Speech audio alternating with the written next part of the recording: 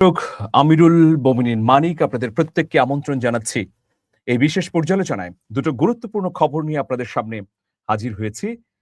দুটো খবরই ভারত পাকিস্তান সংশ্লিষ্ট। আপনারা জানেন যে একদিন আগে ভারতের ৫টি রাজ্যে বিধানসভা নির্বাচন অনুষ্ঠিত হয়ে গেল। মমতা বন্দ্যোপাধ্যায় ইতিমধ্যে ঘোষণা দিয়েছেন যে তিনি পদত্যাগ করবেন না। এটা নিয়ে একটা অচলাবস্থা তৈরি হয়েছে। যদি মমতা বন্দ্যোপাধ্যায় পদত্যাগ না করেন তাহলে কি হবে? মমতা ভক্তদের জন্য একটা আশার সংবাদ আছে যে তিনি পদত্যাগ না করেও বা হেরে গিয়েও কিছুদিনের জন্য ক্ষমতায় থাকতে পারবেন। কি সেটা? চলুন শুনি।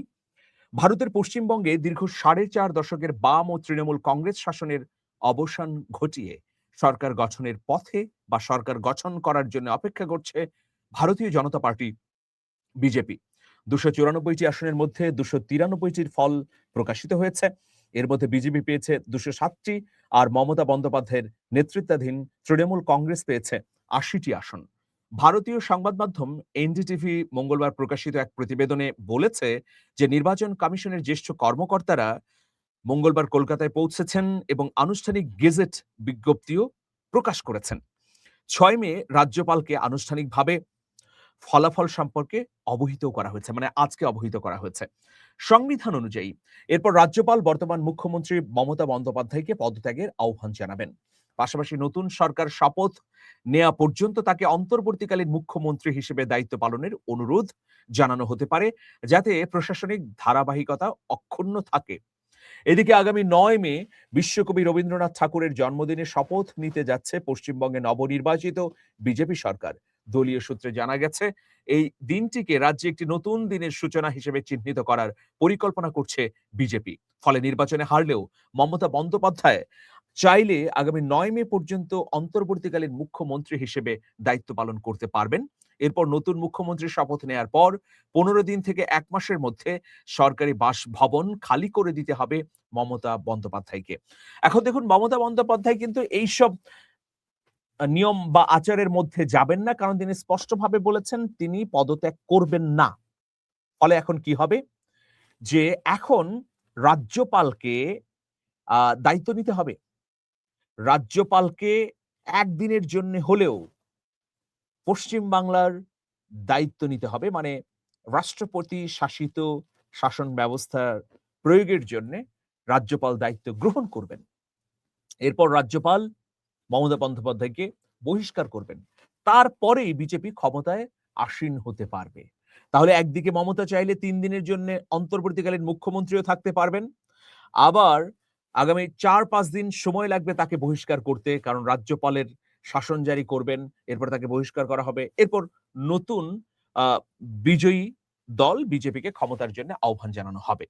তো দেখুন মমতা বন্দ্যোপাধ্যায় এখন কি করবেন, শেষ পর্যন্ত তার মন গলে কিনা সেটাও কিন্তু গুরুত্বপূর্ণ বিষয়, প্রিয় দর্শক। তো এইরকম একটা খবর মমতা ভক্তদের মধ্যে আশা তৈরি করতে পারে। তবে যেহেতু ভারতীয় সরকারের পরিকল্পনায় এই নির্বাচনটি হয়েছে, সুতরাং তাদের পরিকল্পনার বাইরে গিয়ে মমতা বন্দ্যোপাধ্যায় আর কি করতে পারবেন এই মুহূর্তে? ফলে যা হবার তা তো হয়েই গেছে। এটাকে এখন মেনে নেয়া ছাড়া আর কি কোনো উপায় আছে? এটা যখন অভ্যন্তরীণ ঘটনা, তখন ভারত পাকিস্তানের মধ্যে আরেকটি চমকপ্রদ ঘটনা ঘটেছে।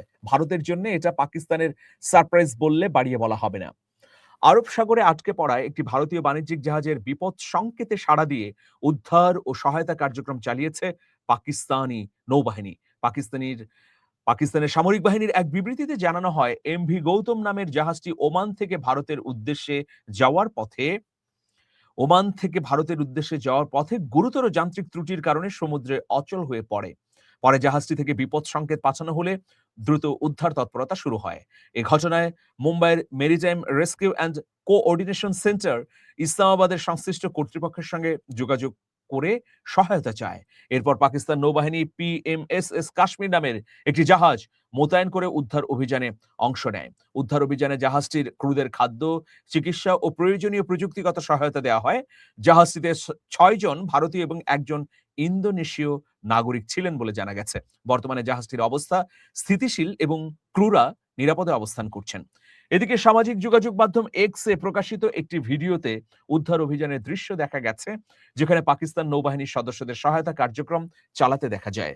পাকিস্তান এবং ভারতের মধ্যে যখন ভয়াবহ বৈরিতা, এখন পর্যন্ত পেহেলগামের যুদ্ধের পর পাকিস্তান তার আকাশসীমা ভারতের জন্য খুলে দেয়নি, বা ভারতের তরফ থেকেও হিংসামূলক নানা ধরনের কার্যক্রম চালানো হচ্ছে, তখন পাকিস্তানের নৌবাহিনী ভারতের একটি জাহাজ উদ্ধারের জন্য যে এগিয়ে এলো, এটা মানবিকতার ক্ষেত্রে একটা অনন্য উদাহরণ। সীমান্তে যতই হিংসাত্মক কার্যক্রম চলুক না কেন, দুদেশের মধ্যে ভয়াবহ শীতলতা থাকুক না কেন, কূটনৈতিক মারাত্মক বৈরিতার মধ্যেও এই যে পাকিস্তান অনন্য নজির স্থাপন করলো, এটাও একটা বড় ধরনের আশা জাগানিয়া খবর। এর মধ্য দিয়ে পাকিস্তান উদারতা দেখালো, ভবিষ্যতে ভারতও উদারতা দেখাবে, এরকমই আমরা প্রত্যাশা করি। কিন্তু শেষ পর্যন্ত এইসব ঘটনা খুব একটা প্রভাব ফেলবে কূটনীতিতে, তা আশা করা যায় না। কারণ পাকিস্তান এবং ভারতের মধ্যে এখন যুদ্ধংদেহী অবস্থা। যেকোনো সময় বা যেকোনো মুহূর্তে আবারও যেকোনো ছোটখাটো কারণেও যুদ্ধ বেঁধে যেতে পারে। তবে আমরা সাধারণ মানুষ বা শান্তিকামী মানুষ সবসময় প্রত্যাশা করি একে অপরের মানবিক প্রয়োজনে এগিয়ে আসবে। যুদ্ধের মাঠে তো শত্রুপক্ষের সিনা বরাবর গুলি চালানো হবে, এটা তো যুদ্ধেরই নিয়ম। কিন্তু যুদ্ধের বাইরে যে কোনো সাহায্য সহযোগিতায় মানুষের প্রয়োজনে দুটি দেশ এক হয়ে যাবে, এটা আবার সারা বিশ্বের শান্তিকামী মানুষ প্রত্যাশা করে। কারণ আল্টিমেটলি সবকিছু তো মানুষের জন্যই। মানুষের রক্তের তো লাল ছাড়া আলাদা কোনো রং নেই। মানুষের ভেতরের যে মানবিকতা, এর বাইরে শ্রেষ্ঠতম তো কিছু নেই। তো সুতরাং রাষ্ট্রের শাসকদের মধ্যে নীতির কারণে যত সমস্যায় থাকুক না কেন, ভারত এবং পাকিস্তান সময়ে সময়ে প্রয়োজনে মানবিক কারণে এক মঞ্চে দাঁড়িয়ে তাদের পতাকাকে বিশ্বে তুলে ধরবে এবং দেখাবে যে আমরা মানবিক। পাকিস্তান মানবিকতা দেখালো, এখন ভারত সামনের দিনে কতটা দেখায় সেদিকে তাকিয়ে থাকলাম। ভালো থাকুন, শুভেচ্ছা নিরন্তর। আল্লাহ হাফেজ।